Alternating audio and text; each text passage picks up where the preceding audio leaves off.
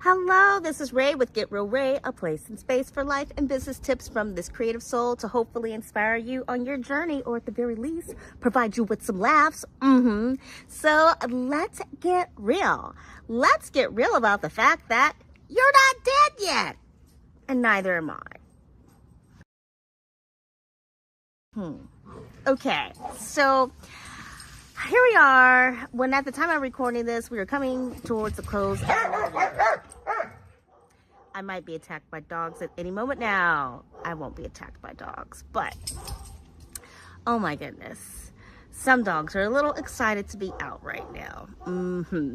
So, as I was saying, coming towards the close of another year, here we are, 2025 at the time I'm recording this, and much of this year, I have just been thinking to myself, I don't have that much time left.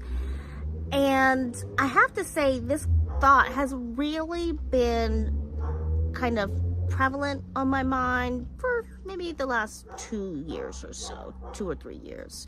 Before that, the thought was, I'll be able to do it soon. I'll be able to do it soon. I'll get the work done soon. It's going to happen soon. My time is just around the corner.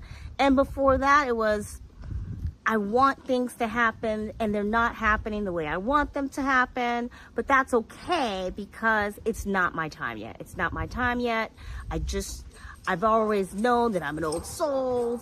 I got to be a little bit older, a little bit more experienced, have a little bit more money or time or something. It's just not right now.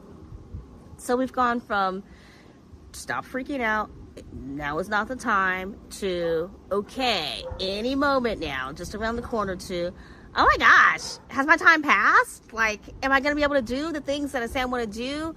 Am I going to actually be able to publish a book and have it being read by more than like 2 kids? Am I going to finish the book that I've started writing for adults? Am I going to take the songs that I've written and actually finally record an album? And I going to do the big budget show that I want to do? Is my business going to get out of this downward slide that it's been on? Okay, well, it's holding steady right now. But we were kind of on and up, and then holding steady, slide down, holding steady, down, now holding steady. And, well, I don't want the business to go down anymore. And I very much like for things to go up again. But I am also in this position where I feel like, maybe holding steady isn't that bad. It's sure less stressful than going down. So beggars can't be choosers. I have to choose. I'm going to choose steady the ship. All right. So with all of these different things, feeling not quite there, unfinished, all of these things, it's just leaving me wondering, how much time is left? Now, there's that saying you should, carpe diem, seize the day, live every day as if it were your last, treat everyone as if it was your last time saying hello, goodbye, etc. And some of that's good. Some of that's good. I know that I have definitely been in work situations where I'm like, man, that person's a complete jerk to me, and I don't know why. So I don't feel I need to be nice to them. Like, they're a jerk. I don't like them. They clearly don't like me. It's all good. We ain't no need for no beef. We just don't even have to talk. It's all good. And while I may feel justified in my reasons for not being nice to certain people, like they were not nice to me, or they straight up lied, or made stuff up, stole my work, whatever, right? At the end of the day, those people continue with the job and I did not, for, all kinds of reasons. Do these people still think of me many years later? Probably not. I hope not, right? And I'm not laying awake at night thinking of these people. Sometimes I'm like, oh man, that's annoying. And as I'm saying all this, I'm like, that's just a distraction. That was a distraction from my purpose, from my dream, and from getting things done. And so why do I bring up these little ghosts from the past? Well, part of it is, okay, so if you're on LinkedIn, you can see when someone's been researching you. Just saying.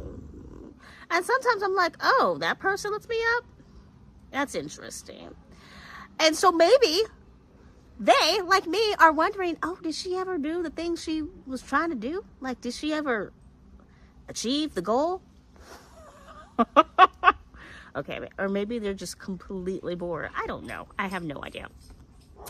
And so I throw that out to you. Have you achieved the things you wanted to do, or are you just completely bored? I don't know. So if you are someone who, like me, feels like there's so much more you can do to give, your purpose just hasn't been fulfilled yet, then you might be at a point where you're like, yeah, another year coming to a close. Let me pause for a second. So maybe you're just at a point where you're like, I don't know how much time I've got left. And now this is kind of where the midlife crisis comes in for a lot of people. Like, I'm running out of time. I'm going to buy that car I've always wanted. I'm going to take that trip I've always wanted. I'm going to do my hair the way I want. The kids are grown. I'm going to go on a crazy shopping spree, whatever. With that being said, while it can feel good and seem good to suddenly do the things you always wanted and to seem like you're getting closer to making that dream come true, quit your job. Write the book. Get it done. You'll finally make that dream come true. There's some problems, right? So, if quitting your job and moving to that island to finally write that book is something you do in the spur of the moment, well, have you really thought about what life is going to be like once that book is finished? Like, you will have completed that goal, but then what? Then what? I'm just saying, maybe you write that book and it's read by 200 people, or 2 people, or 2,000 people, or 20 million people. How did your life change? How do your goals change? All right, is it like you finish writing the book and you're like, okay, great, now I can die. Yes. And then you just lay down. You're like, okay, I'm ready. Any day now, just ready to die. And maybe writing a book isn't your thing. But I know I have a lot of things that I want to finish doing. And I've said this before, you've seen some other of my videos, don't want my headstone to read, she tried really hard.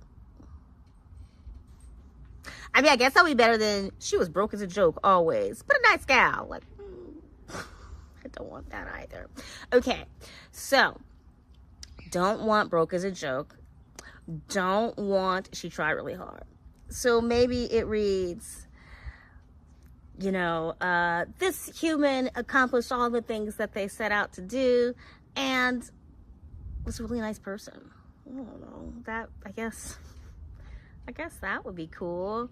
Though, can I claim really nice person if I just said that I was like, giving so-and-so a shady look because so-and-so was being a bee to me? Like, okay. So, why are we talking about this? Well, it's the end of the year. With another year flying by, it's an opportunity to reflect on, what have I done? Did I do what I wanted to do? Did I create situations for myself where things were just more exhausting or stressful or annoying? Did I act in accordance with my beliefs? Was I living the life that I said I wanted to live? And knowing that there's less time left. Now, women in my family have lived to be a ripe old age. I was recently listening to Hasan Minhaj's podcast, Hasan Minhaj Doesn't Know. And on his podcast, he had Kumal Nanajari. I'm definitely sure I'm pronouncing that wrong. So, very talented actor, writer, comedian, who you may know him from The Big Sick. And if you don't know, then look up the movie The Big Sick. The guy in that. That's who I'm talking about. I believe his first name is pronounced Kamal. Okay. So he was saying that when he turned 40, it was like, woo, 40, whatever, no big deal. But when he turned 45, it felt like, oh my goodness, 45. Not a lot of people actually live to make it to 90. So we're at the halfway mark now. And then anything after that is, we're more past than the halfway mark. Where is this life going? What is my purpose? What am I doing? Now, with all this in mind, a lot of the work that I do is physical. And so I'm often thinking, can I continue to do this physical work in a few years? And at what point do I need to stop doing this physical work? Because it's too much of a wear and tear on my body, because I don't have the physical or energy, the mental energy, the stamina, because it's just not what I associate with someone my age, all these different things. I'm going to have a little side note here as well. I was watching the little YouTube clip, and 50 Cent was being interviewed. Curtis Jackson was being interviewed, and they had asked him about something about his comments to Madonna, and he had made, in response to what he was being asked, he had said something to the effect of, I told her, you need to calm down. You can't be acting like a virgin when you're 60 years old or when you're 80 years old. Like, you gotta mature, you gotta grow up, and and he said the comment, come on, grandma, what are you doing? And part of me found that to be a bit ageist and sexist and offensive. But he did say that he was no longer doing certain things that he did when he first came out. And to that effect, I would say that I don't see him running around without his shirt off or whatever. When he first came out with his music, it was no shirt, look at my abs, all this stuff. Now when I see him on TV, he's wearing clothes. He still looks like he goes to the gym, often wearing suits, soft-spoken. And so maybe he's not doing things that he used to do when he was younger. With that being said, it is very common for older men to continue to, Mick Jagger, does he wear a shirt when he performs now? I don't know, because for the longest time he was out there with the Stones, no shirt. Who else am I thinking of? Iggy Pop, that dude, no shirt for like decades. I don't know if he's wearing a shirt now. So this kind of like rock and roll lifestyle, to be a man and to be strutting as if one were still in their 20s, or in their prime, I should say, is not uncommon. So if Madonna wants to whirl around like a virgin at 60-something years old, let her. On the other hand, when I do see interviews and she's got the grill in, and I'm thinking, ooh, child, you don't need all that. That just screams, I need attention. And I can understand it might be somewhat empowering, saying, I'm going to own this look. If the boys can do it, why can't I? But at the same time, I'm like, the boys don't need to do that either. No one needs a diamond grill or a gold grill. No one needs that. And then when we look at people who are often, not even people who are just personalities, TV personalities, because in the US it's become quite popular now for just anyone and everyone to get the lip injections and the Botox and the facelift and everything adjusted to look the way that they want. And so it is not uncommon for just people who are not in entertainment to change their looks in order to constantly kind of stick with this younger look. However, regardless of what you're doing with your physical appearance, the body does age. And I know if you're like, but Brian Johnson says that I just need to inject the blood of a young person and then I will have vitality for the rest of my life and eat nutty pudding and I'll be good to go. But no, I just know. It's maybe it'll help you feel a bit more youthful, but look, we are not all supposed to be living until we're like 200. These bodies of ours are supposed to expire at some point. The same way when you buy the milk from the grocery store, the milk has a shelf life. It expires. And I actually had a family member I spoke to at a wedding, and she had expressed that she wanted to live to, I don't know, she wanted to live a long time. I was like, what? Why? What, you want to live to like 120? And she's like, yes, and beyond. And I was literally like, why? Really, why? What is it that you are doing today that you still definitely want to be doing in 50 years, 70 years? And what is it that you feel you can't get done within the time you have?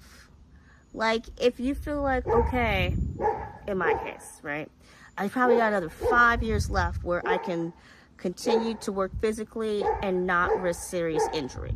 Okay, fine. So that means I should be doing anything and everything possible to make best use of that time. And if I am wasting my time by scrolling social media, being stressed about bills, being stressed about relationships, friendships, stressed about what I'm eating or not eating, I don't know, just being stressed. If I'm just wasting my time doing things that I don't want to do, feeling feelings that I don't want to feel, then that's just more time taken away from what it is that I said I wanted to get done, what it is I said that would allow me to kind of fulfill my purpose or part of my purpose. And so I bring this video to you because I don't want for you to find yourself on New Year's Eve going, oh, okay, this upcoming year is going to be different. It's going to be different. I'm going to do the things. So maybe let's work backwards. Before we talked about listing all the things you want to do. But if you feel like you've made your list and you've checked off none of them, only some of them, or you made the list and then you stuck it in a drawer or in a file on your computer and you forgot what you called it, you can't find your list, then I get it. But maybe let's work backwards a little bit. And let's think about if tomorrow's the end. Like, what are the top things that you would have liked to have done? Now, with that being said, I'm not saying go out and do any of them. Because sometimes those top things are like, oh, if tomorrow's the end, then I would definitely not spend another day working at that crazy job that I do not like. And I would get out of this horrible marriage, right? Don't blow up your life, because that's the whole midlife crisis approach, right? And so once you figure out, well, okay, well, what are the things that, you know, you really want to do and have done, then think about what impact that has on you right now, And really, what's the ultimate goal? Okay, so hear me out. Okay, so let's say that you really want to write a book. I really want to write a book. Okay, great. Now, why haven't you written the book? There's all kinds of different ways to be published nowadays. So if the goal is really just to express your ideas, get them out of your head and write the book, then how can you structure the next 6 months to make progress on that? To just write the book. It doesn't have to be a perfect book, just write the book. For what needs to be done. If the goal is, well, no, I don't want to write a book. I want to make a best-selling novel. Okay. Well, now you have to think about what ideas do you have that could turn to a best-selling novel, and then map out how much time it'll take you to, like, when you're going to write it. So schedule writing put writing into your schedule. And then you also have to think about what do the current best-selling novels have in common. And look at the past, like, few years if you have to.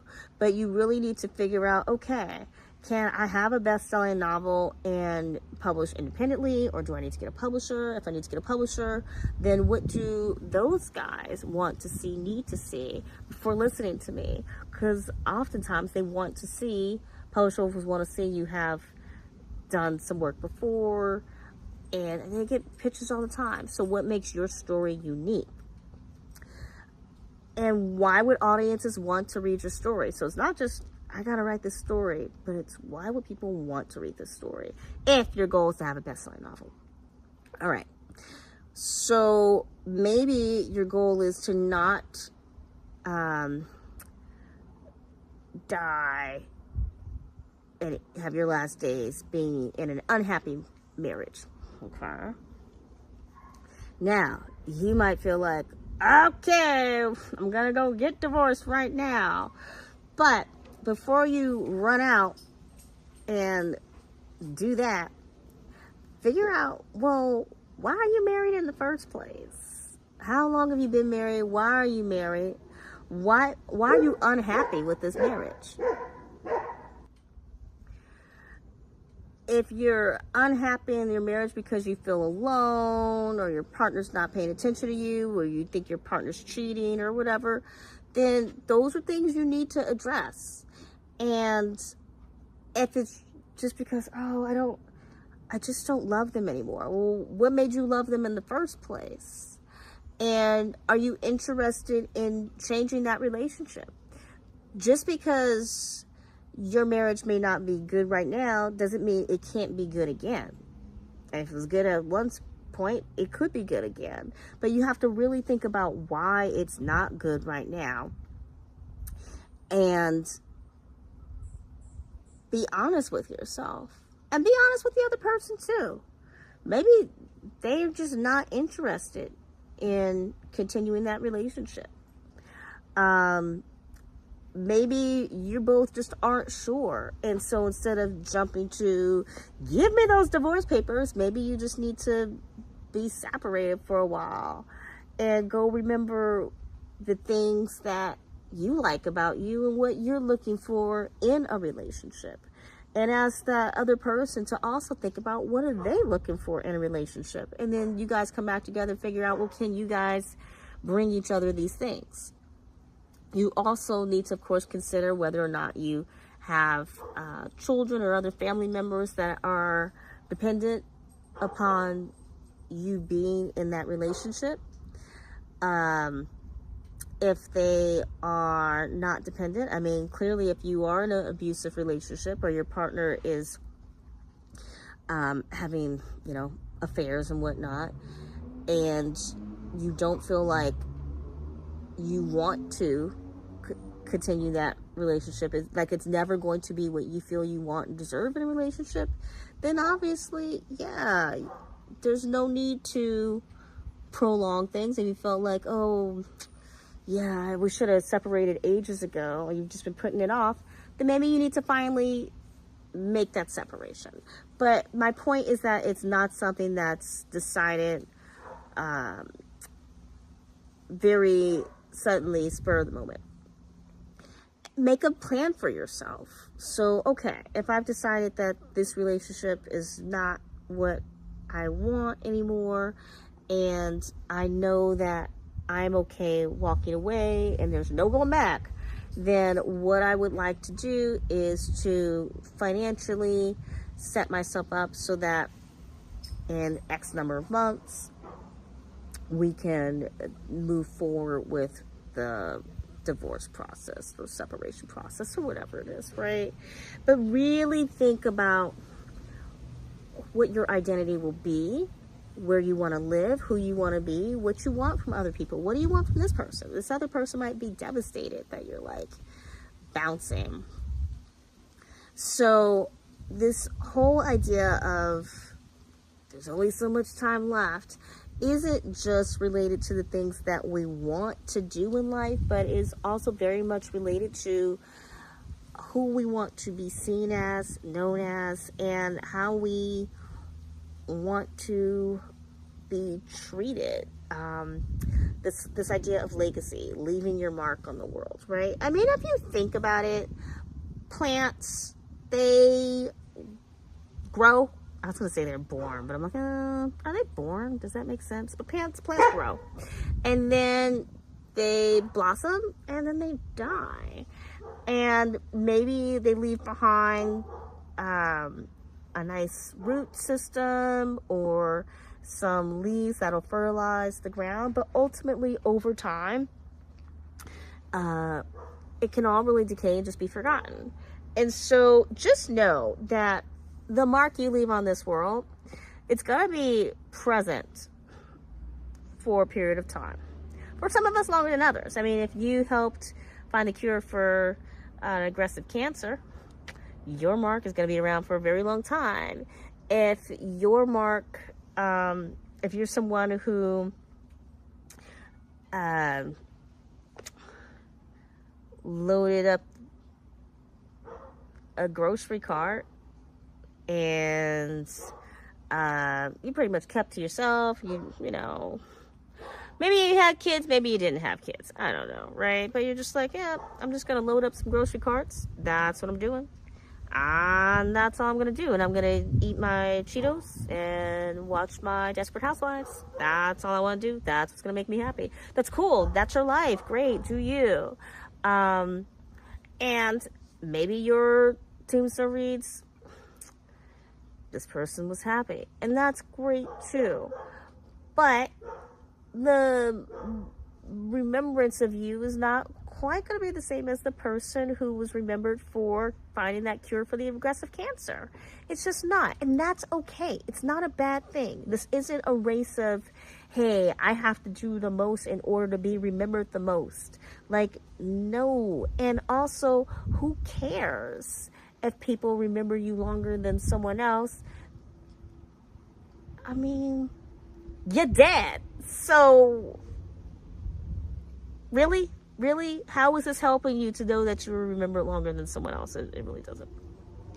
All right, my friends. So, what are our takeaways? Look at this from the end. If your list is not doing anything, then you need to look at this try something different. So try looking at from the end and think about where you want to end up. I have a lot of things that I know I need to get done. I've been trying to get them done. And so just chatting with you about this idea of looking at it from the end has left me going, yeah, let me go look at my list again. Let me see, like, okay, this one we definitely gonna make happen this year. Because I'm gonna look at it from the end, and I'm gonna block it out a little bit differently than I have been doing. All right, my friends. Well, I'm gonna keep hitting the gym and doing my little dance workouts, so that way I can stay in my physical work game a little longer, and live the life that I said that I wanted to live, a life that I'm proud of. And I hope you live the life you're proud of too. Ooh. All right, my friends. I hope you you found this somewhat helpful. And until next time, peace.